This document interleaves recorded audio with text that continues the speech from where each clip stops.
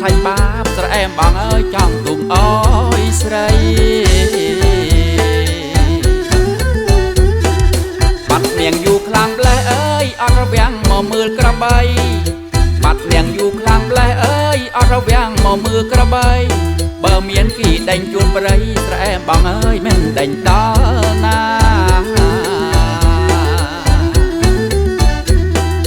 មិនចាប់ទាសំណងបងគ្រាន់តែចង់ចាំមើលមុខជីវ៉ាមិនចាប់ទាសំណងបងគ្រាន់តែចង់ចាំមើលមុខជីវ៉ាចង់ស្ដាំពាក្យនិយាយដល់សាចង់ស្ដាំពាក្យនិយាយដល់សាលោលេងយ៉ាងណាអើយយំបានមកណោ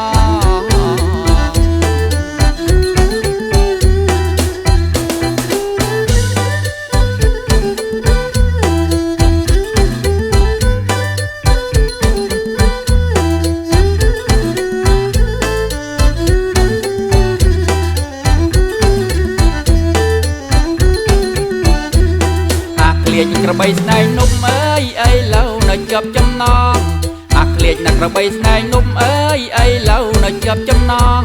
បនឡាយខ្សែលៀមថែមផងស្រែមបងអើយចង់ជីបស្មៅកជ័យតើតែថ្ងៃកូនភ្នំអើយទើបមុំមកអើតក្របីតើតែថ្ងៃកូនភ្នំអើយទើបមុំមកអើតក្របីដឹងតែមិនបាច់រវល់អីដូចញើក្របីឲ្យបងគៀលផងគិតលោឲ្យស្រីយំតែក្រមុំមុខស្របំប្រងគិតលោឲ្យស្រីយំតែក្រមុំមុខស្របំប្រងផ្លែដាប់ភ្លៀងនឹងក្របីបែកគងផ្លែដាប់ភ្លៀងនឹងក្របីបែកគងមកស៊ីស្របងចង់ទុកឡណាស់